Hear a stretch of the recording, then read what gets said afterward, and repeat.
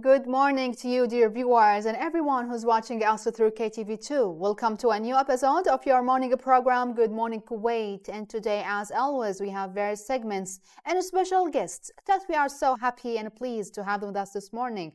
So please keep watching us till the end of the episode. So hello and good morning, Aziz. Good morning to you, and good morning our working crew, and good morning everyone, and welcome to your show Good Morning Kuwait.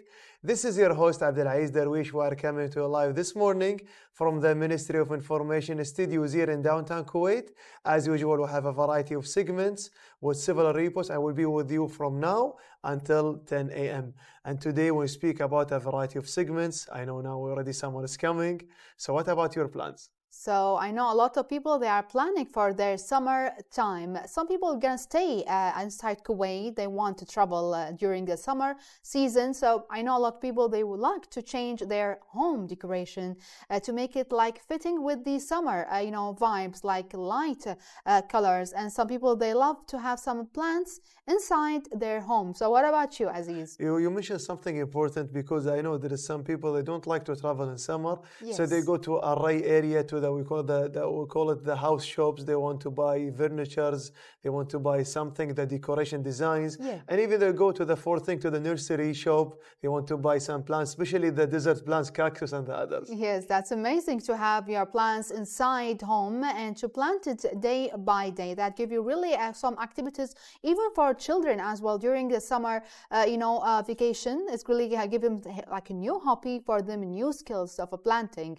and also it's really lovely to have some, light colors in your living room, in your garden, even in your bedroom. It's like give you good for your mental health. I know some people, they like always to change their bedrooms. Some people like to change their living room. They want like to have renew themselves, especially in summer. So they have to like summer decorations with light colors, light blue, white, gray. And even you mentioned something about the children. Sometimes, the Youth Public Authority and the NCCAL, they do like summer activities for the children. So it's a good time for opportunity to learn something new also. Exactly. It's great to have some plans for the kids during the summer vacations, really long summers, like almost 3 months, as it's really good to learn new skills for children, as we mentioned, planting, like painting, learning music, and much more. Even they can enter like online workshops, not even going outside in this really hot summer, and not to mention, Aziz, to have some activities and some, exercises outside home. So, dear viewers, speaking about the hot weather, what we have now, Aziz? Yeah, for sure. We have a daily segment, dear viewers, about the weather forecast. Let's check it together. Then we'll be right back again. We are back again to our show, Good Morning Kuwait. Now it's time for Kuwaiti News Agency. An Amiri decree was issued on Tuesday to appoint His Highness Sheikh Ahmed al-Nawaf al-Ahmed al-Jaber al-Sabah as a Prime Minister and assign him to form the new cabinet. The Organization of Petroleum Exporting Countries, OPEC, said that the global demand for OPEC crude in 2023 is around 900,000 barrels per day, higher than 2022. OPEC's report stated that this demand remained unchanged in 2023 from the previous assessment at 29.3 million barrels. A number of participants in the 43rd edition of the Women Empowerment and the Capacity Building Conference, titled Tamkeen, underlined the Monday the need to provide more support to empower women in leading positions. The price of Kuwaiti oil barrel dropped from 2.80 to reach 74.10, according to Kuwait Petroleum Corporation (KPC). In international markets, Brent crude oil dropped to 2.95 to reach 71.84 per barrel open settlement, while West Texas crude went down to 3.05 to reach 70.67. So this is all the news we have for today, dear viewers. Don't go away. Let's have this little break and then we'll move on. We're still in our show, Good Morning Kuwait. Now we're moving for our first interview segment via phone call. Characterization of the developed multi-layer films confirm their stability for the packing of the chicken meat and have a strong potential for other fresh food packaging. The use of such packaging would reduce greenhouse gas emissions significantly. To know more about this, let's welcome Dr. Hassan Al-Attar. He is a senior research associate. So hello and good morning, doctor. Hello and good morning to you. You're most welcome, and thank you so much for joining us today in our show, Good Morning Kuwait. Doctor, in addition to the polylactide, the PLA, what are the other potential biodegradable packaging material available on the market, doctor? Well, first of all, thank you for hosting me. To answer this question, there are so many biodegradable packaging materials available on the market, and most importantly are chitosan, which is available from marine sources such as crabs and shrimp shells, and we can get it from the cell walls of fungi. Another example is the alginate, which is extracted from brown algae. We have the PHA, which is a product can be produced in nature by numerous microorganisms, including through bacterial fermentation of sugars and breakdown of lipids. Another example, which is fairly abundant, is hydrocolloids, which are either exudate of plants naturally or obtained from biotechnological sources. We have a good example of an Arabic gum, or another example is the xanthan gum. And I think the most important one is starch, which is the cheapest source and most abundant in nature. Some examples of that is potatoes, wheat, corn, and rice starch. And all of these are potential candidates for the production of biodegradable packaging. Nice. Dr. Hassan Al-Attar, it's like an important topic you will take about the new production. That's amazing, doctor, but it's really interesting that you choose, let's say, chicken as a model food for this project. Why did you do that? Yes, well, chicken, as we all know, is a perishable food and easily contaminated. Mm-hmm. So it is one of the best candidates for testing the antimicrobial effectiveness of the developed film. Adding to that, the poultry industry is fast growing in Kuwait, and we all prefer to eat fresh chicken. So keeping all these points in mind, we selected chicken as our test subject. Nice. Dr. Hassan Al-Attar, would like to thank you to joining us today in this via phone call. So for sure be with us again in the studio to talk more about the project. Thank you so much. Inshallah. Thank you. Thank you so much. So special thanks for Dr. Hassan Al-Attar. He's the Senior Research Associate. So dear viewers, go to this tiny break. Then we'll continue our show GMK. Good morning, Kuwait. What a lovely day. What a lovely morning in our lovely country, state of Kuwait. And during the break, me and my co-host Sarah will talk about the pets.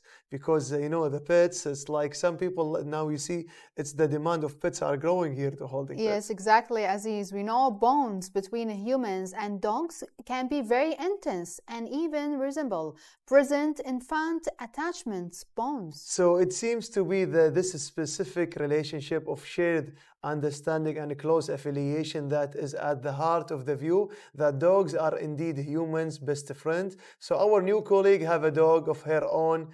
She wants to share it, our colleague Hanan Al-Sarraf. Hanan Al-Sarraf. So dear viewers, how about to take a look at this report with Hanan Al-Sarraf, and we'll be right back to you.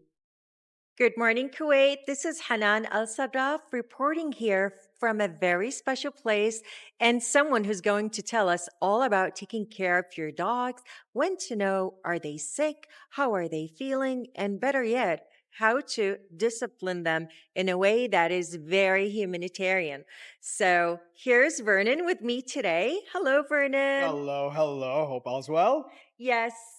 So, Vernon, you've been a trainer for how long now? My whole life. Runs in the family. Father, grandpa, great-grandpa, all of us dogmen. So, yeah, that's my calling. As a pet owner myself, this is so informative and very, very important because I've myself always grown up around dogs as well. I've been fostering since I was around 7.5, and I was allowed to take in my first dog when I was 8. Oh, wow, that's beautiful. Good on you. Good on you. So, first things first, what are some boundaries or rules that we need to establish, let's say, for first-time dog owners? All right, first-time dog owners, the biggest mistake they make is by cuddling and spoiling the dog from day one. You see, dogs are not human beings. The discipline needs to play in first. The boundaries, what the dog's allowed to do and not allowed to do. And step by step over time, we allow the dogs some freedom and let them know. That's how we show them. So, over spoiling and over cuddling is a no-no. It's a big no. This is why I have a spoiled brat. Yep.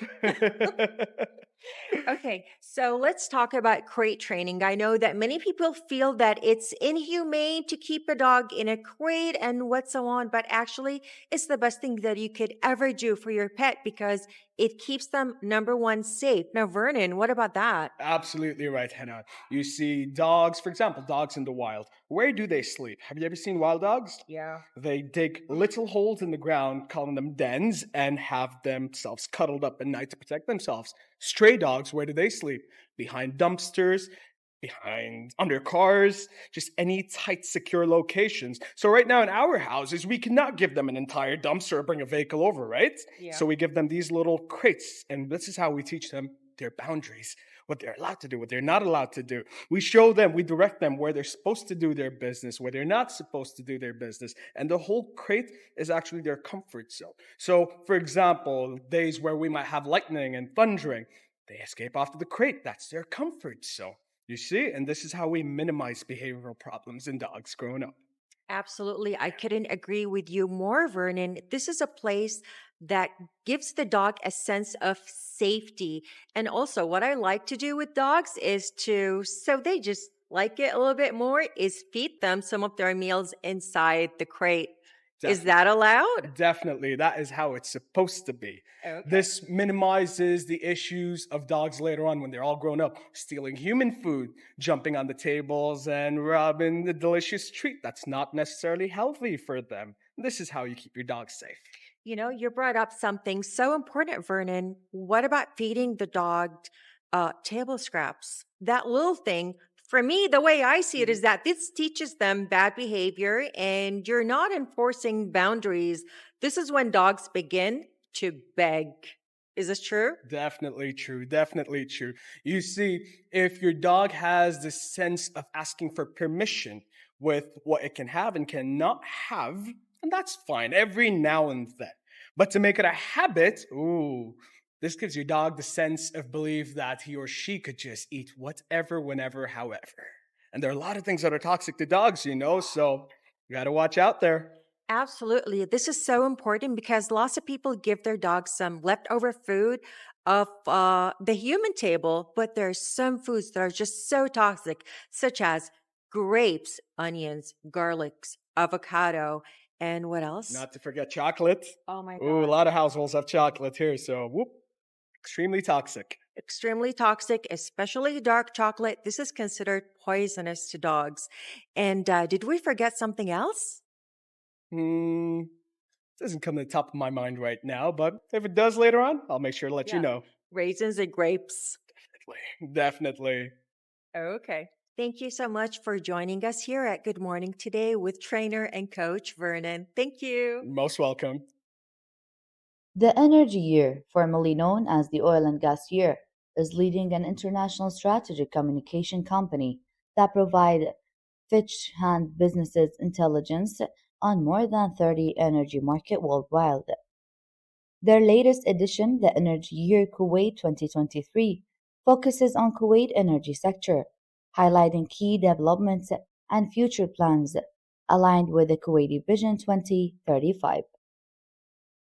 This comprehensive publication includes over 80 interviews, articles, infographics, and resources, covering the entire energy supply chain from upstream to downstream power, logistics, services, supplies, engineering, and digitalization.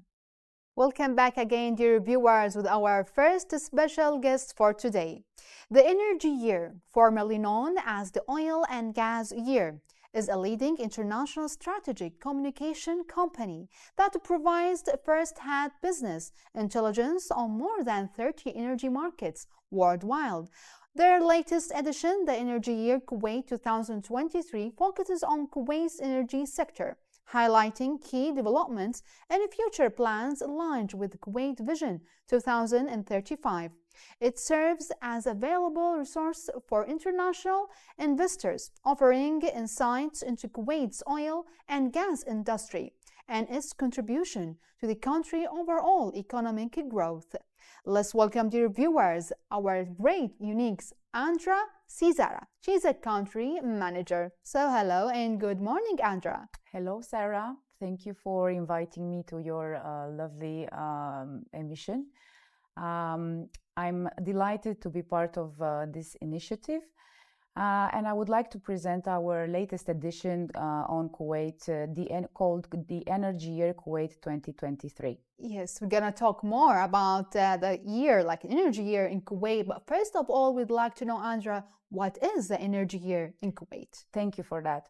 The Energy Year is an international strategic communication company that is covering the energy sector in emerging energy markets worldwide. We are covering more than 30 markets. We have a wide presence all over the world, such as in Middle East, Africa, and the Americas. Yes. For example, as we speak, we are producing publications in Abu Dhabi, in Oman, in Saudi Arabia. Mm-hmm. And what is our role here, right? What basically what we are doing is that we are distributing, we are publishing strategic communication reports in order to highlight investment opportunities, showcase the most dynamic companies in each energy market that we cover. Yes. And in this way, global executives and investors, they can take better business decisions. Mm-hmm. That's really great. Yes. It's a great purpose of that event. So is this really your first time holding such an event here in Kuwait? That's a good question, actually. We've been in the market for more than 15 years. Wow. In Kuwait, our first report was in 2011. Mm-hmm. And this edition, Kuwait 2023, will be the 8th edition covering the energy sector in Kuwait. Yes. So it's a really great, like from 15 years now till today. So it's going to be holding in 15th of June.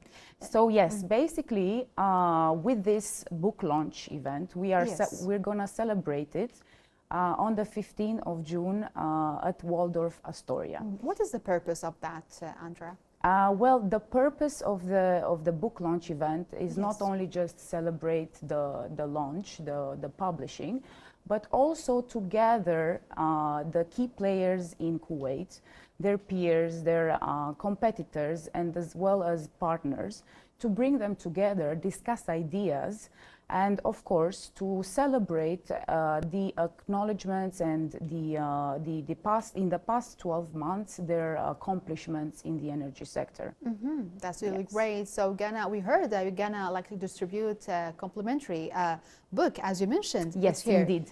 In this basically is the first time when the audience will see the book.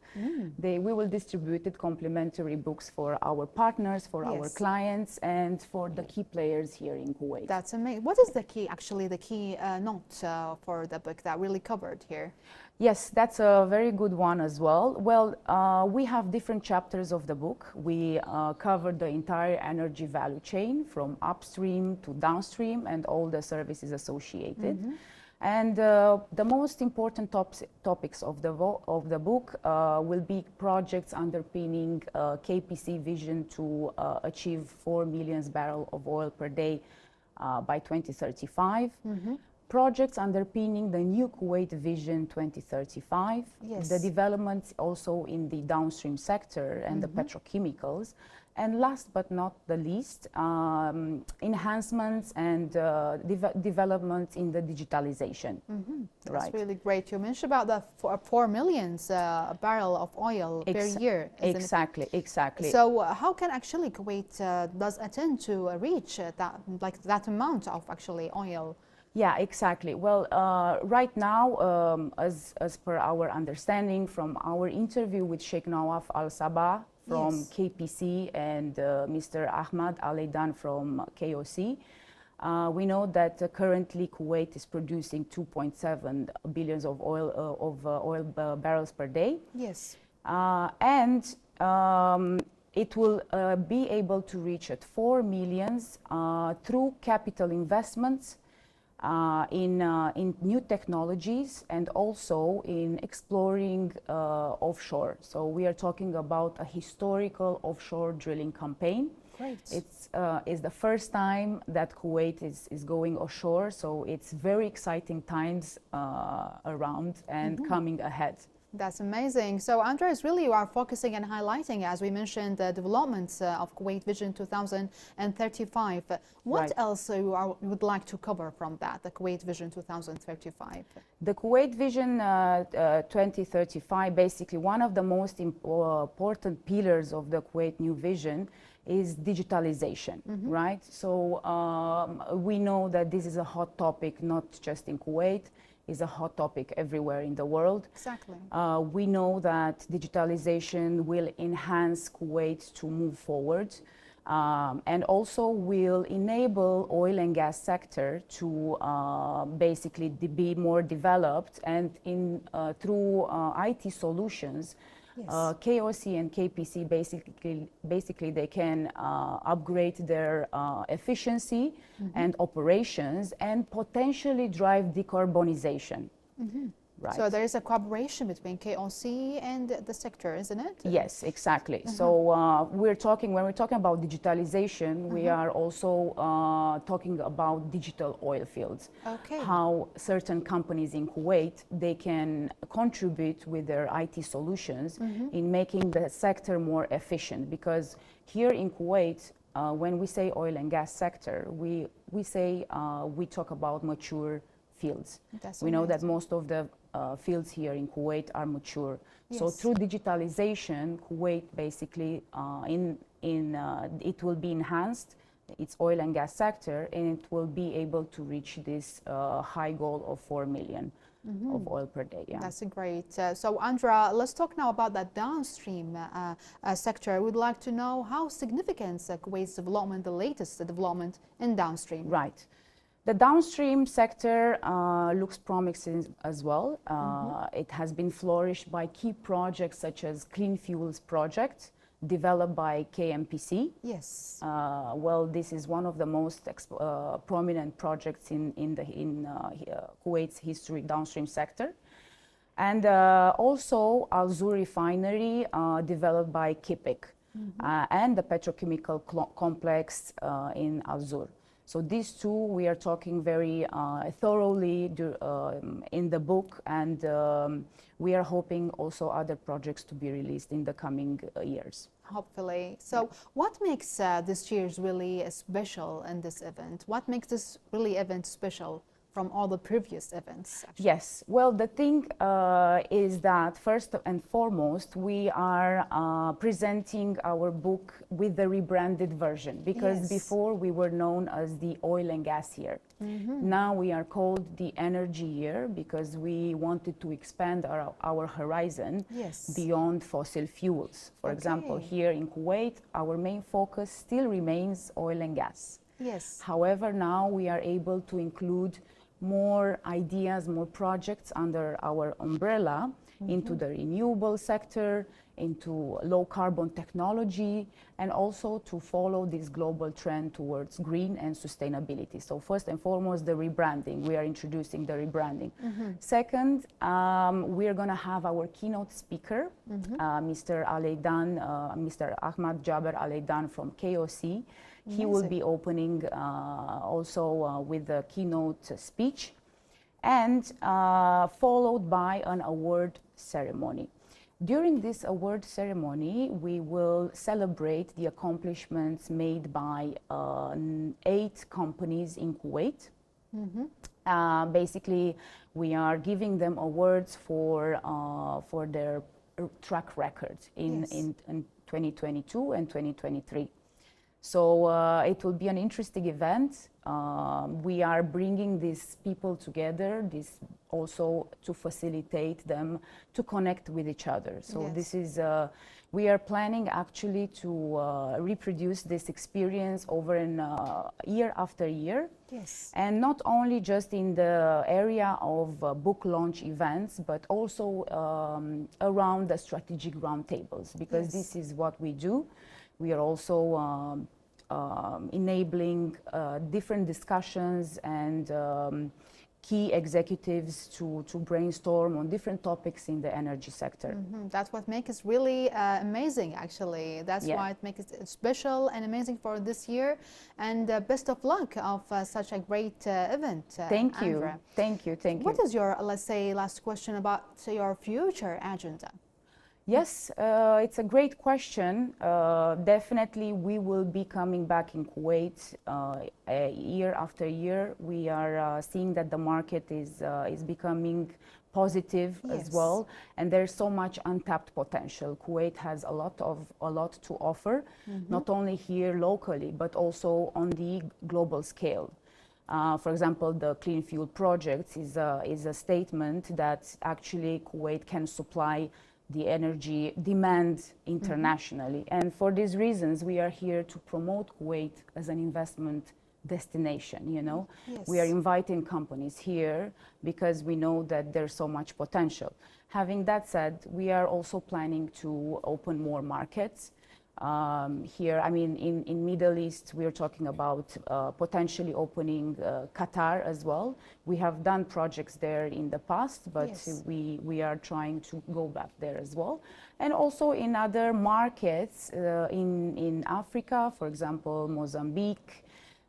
We have reports there in Nigeria, Tanzania, and also in the Americas, because we're covering also Mexico and some other Latin countries. Yes, so that's really great, Andra, and best of luck in the event. You really have seen Kuwait really development in energy, let's say energy field and beyond gas and oil. Best of luck, Andra. Thank you for being here with us. Thank you, Sarah. Appreciate it.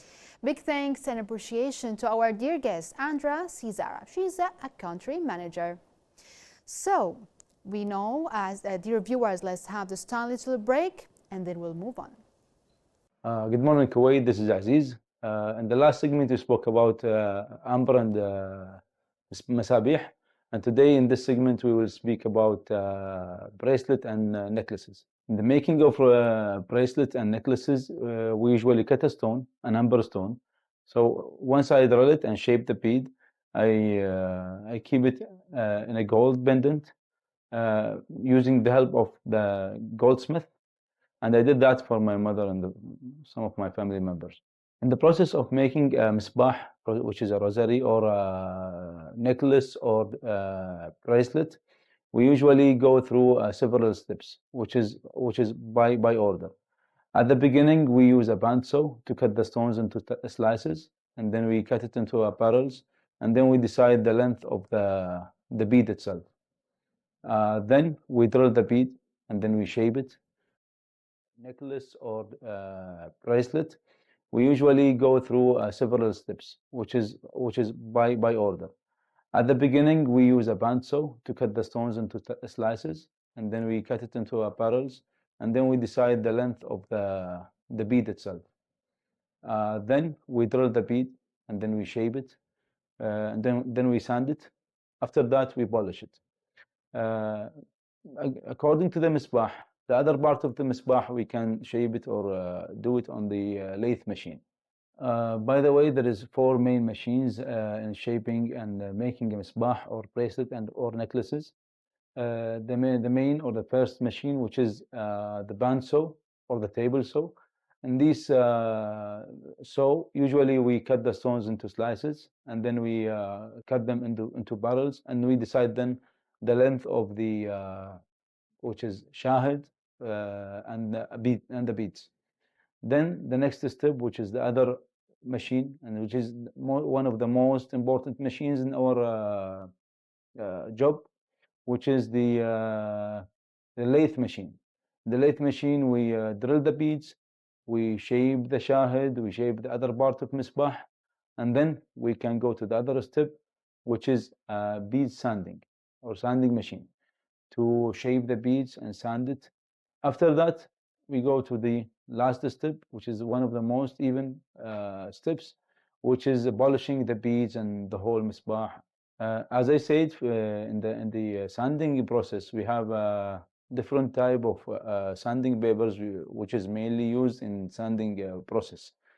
This sanding paper differs according to its number through its softness. As an example, this paper, which is hard little bit, and this is soft, and this is the softer than the other one.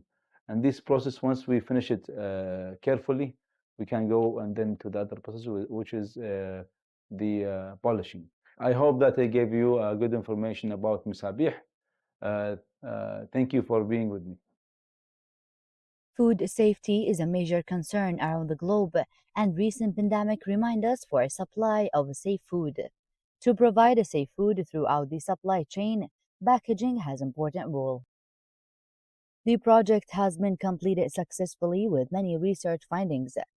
The first finding is very promising: development of essential oil cyclodextrin inclusion complexes, which showed antimicrobial activity against foodborne pathogens such as Salmonella, Listeria, coli, and Staphylococcus. Thereafter, those oil complexes sandwiched between PLA and PLA-GNP layers successfully. We are back to our show again. Good morning, Kuwait. We're moving for our next interview segment. So we have a guest, a distinguished guest, Dr. Jassim Ahmed. He's a research scientist in food processing at the Kuwait Institute for Scientific Research. During his 12 years tenure at the KISR, he has completed 3 KFAS projects and 6 Kisar founded in his house project successfully. In his excellent research contribution, Dr. Ahmed has been listed among the world top 2% scientists by Stanford University 2021 and 2022, and top among Kisar researchers. So let's welcome today with our pleasure Dr. Jassim Ahmed. He's a scientific research. Hello and good morning, doctor. Good morning. Thank you. You're most welcome, and thank you so much for joining us today in our show, Good Morning Kuwait. Doctor, we will see a glimpse about machines, about the projects you are working with your colleagues. Can you tell us more in brief about your project in layman's language, doctor? Oh, thank you very much, and thanks for having me in your show. It is a great opportunity for me to share the research work we are conducting at Kisar to your viewers. So already you have seen that some machineries and some packaging materials, so what we are working at Kisar. Here, the packaging is a big issue at global aspects. Nice. If you see all over the world nowadays, you can see about the single-use plastic, how to reduce the single-use plastic and to reduce the greenhouse gas emission, because that is a big challenge for all over the world. If you see all the global leaders, they are talking about that, and the scientists, they are also pressurized how to reduce the greenhouse gas emission. And same time, that packaging for common man, the packaging means it is a simple packet, where the food material is placed and you are getting, and just you are opening in your drawing room and you are enjoying your TV show. Nice. And you are eating the food.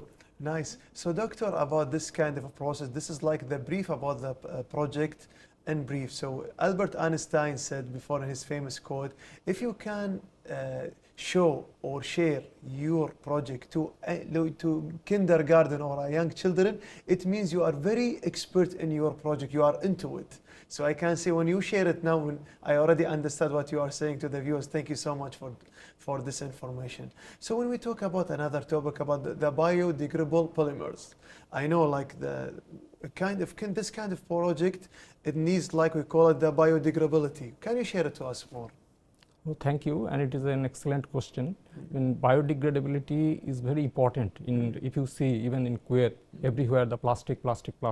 Yes. So it's our duty, and just to knock the governmental institution to reduce the burden of these plastics and bring the biodegradable packaging material.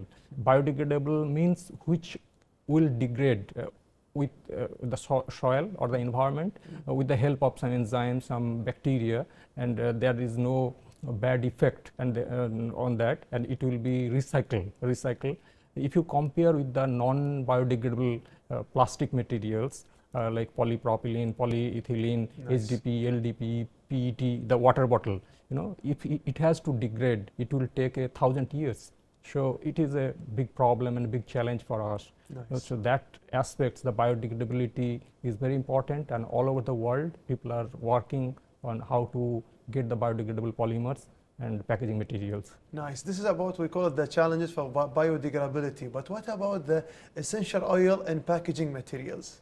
Essential oils, I know when you do your research, you have to see from all the we call it points. What about the essential oils, doctor? Thank you. Yes, people, they think the essential oil means it is only for cooking. Yes. And how these essential oils are impregnated in the packaging materials. Yes. Here the concept is, because as I mentioned, we are trying to develop a packaging material biodegradable and antimicrobial. So these essential oils have active compounds, and those active compounds are antimicrobial properties they have.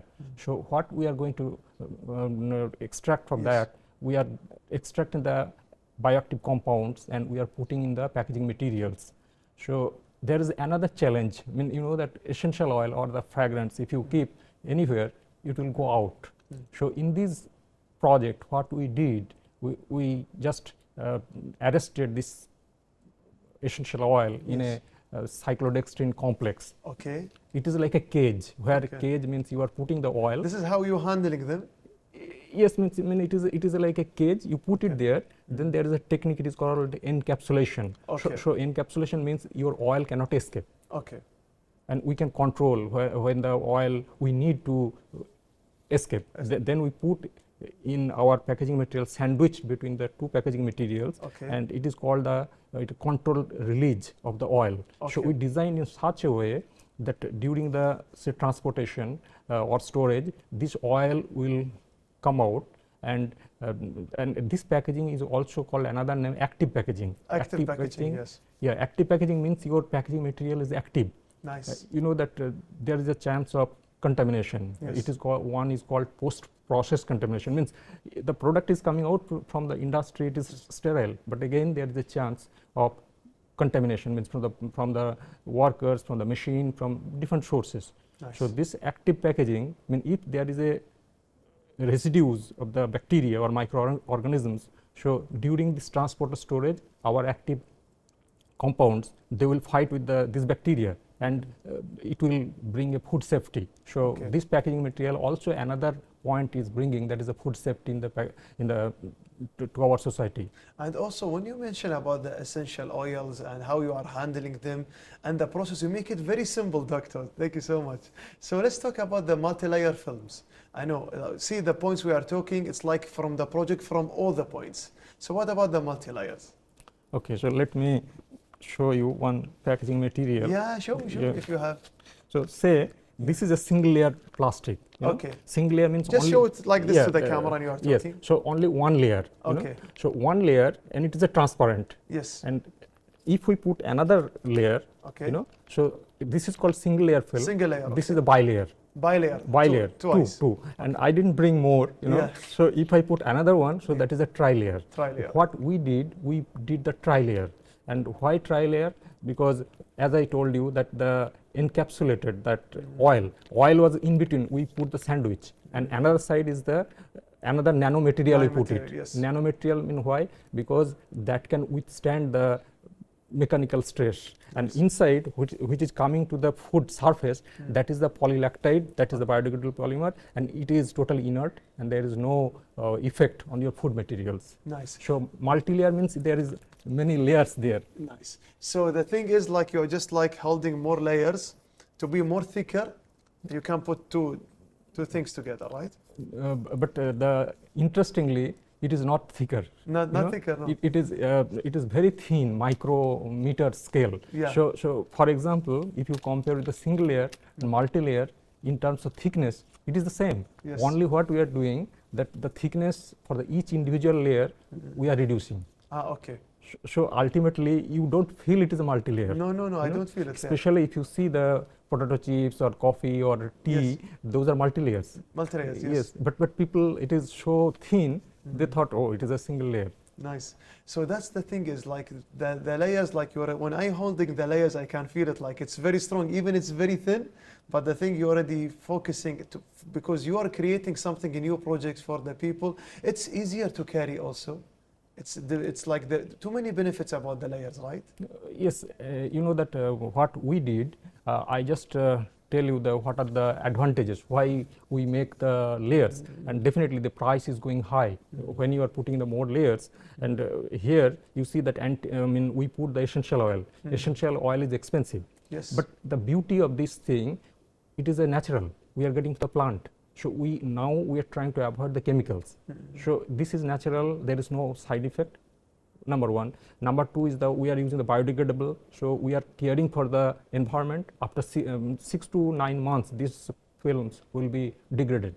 And another, outside we are putting the nano materials. It is called nano packaging. So because when it is a transportation or storage or distribution, so it can withstand the pressure and the transportation, so it will not harm the product. Nice. This is like an important project. So I am thinking now, because in the state of Kuwait, the food industry are high demand here in the state of Kuwait. So your project, how about the outcome from your project to impact the food industry in Kuwait, Doctor? Well, that's a very good question, and already that is the our goal. Research should not be in our just institute, like in the or in the book or copy like that. We are publishing, but thing is that if we can implement our research to the practical way, or to the local industry, local people, they should be benefited. So that's our goal. And that what question you asked, already we approached a couple of industries here, but again, Kuwait, the industry, food industry is not many here. Only the leading is the Kuwait flour mill. Okay. Once we had a chat with them, and they are interested to just to try one of their product. So again, I think we will try to negotiate with them. Yeah, sure. It's like, because the good thing it's like the thing the way you are thinking, Doctor, it's very noble. Like you said, research not only in the labs, you have to make it like to benefit the society. This is your main goal. This is very noble from you. Thank you. So when we talk about now the testing, when in the off-air we spoke about you tested in the real chicken. Yeah. They tested. Even Dr. Hassan Al-Attar said the same.